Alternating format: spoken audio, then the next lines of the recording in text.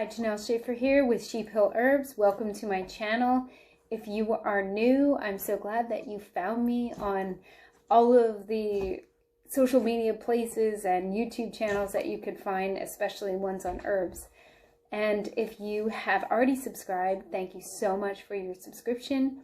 If you haven't, before you go, please hit the subscription button and also leave a comment and the like button, because all of those things help this channel grow. It will put me up higher in the search, in the algorithm, when people type in what they want to look for about herbs, and then I'll be up higher. So if you do like my videos, that is a great way to help out my channel. So today I want to talk about how to make herbal tea, and we're going to make herbal tea with fresh herbs and also some dried. And this is just one method. I actually do make tea a number of different methods. They're all kind of the same principle, but I use different pots and different steeping times and different, cups and teapots and stuff. So for this one, I'm just going to show my one method and then come back and do some more videos later on how to do it other ways. So let's get started. Okay, so the first thing I want to talk about is when I am referring to a cup of tea, here's my teacup, I do not mean bag tea at all. And I hate to say that.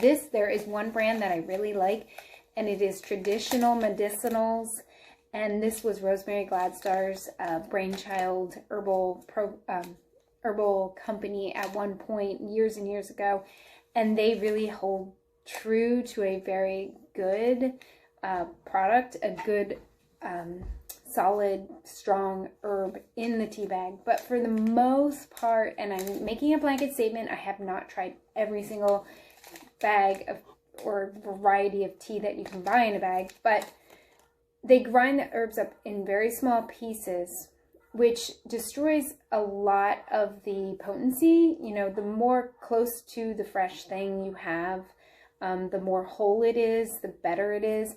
And sometimes people do mix, fillers to make a cheaper product. And I'm not saying who does that. I don't know exactly. But I do know from making fresh tea and using my herbs that are dried, or buying them from, I like Mountain Rose Herbs, from a very good company.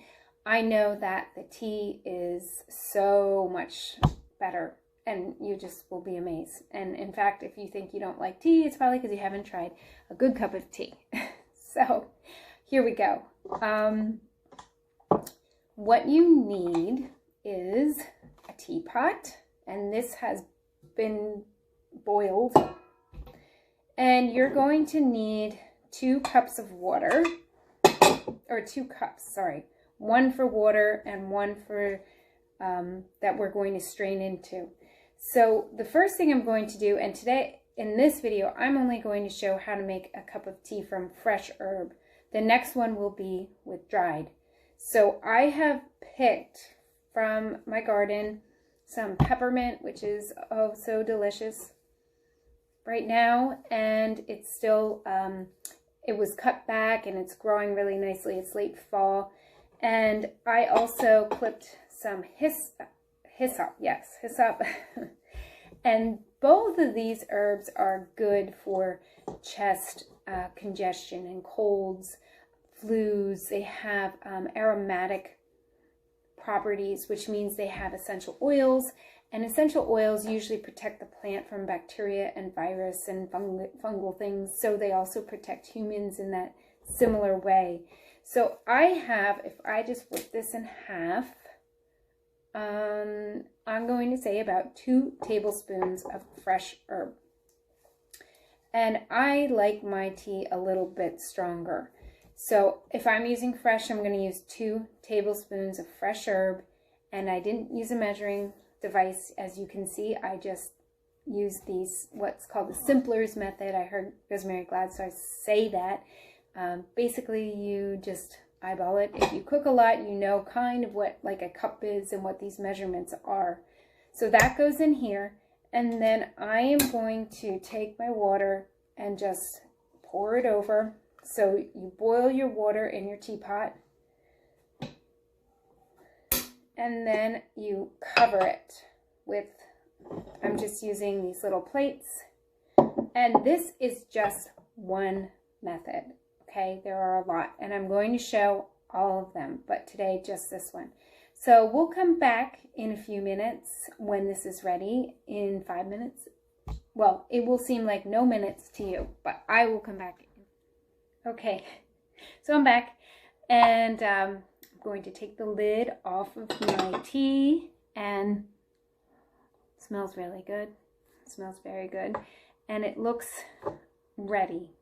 So there's two things you can do here. One, you could, and I would only recommend this with the fresh herb, not the dried, because the dried herb gets like everywhere.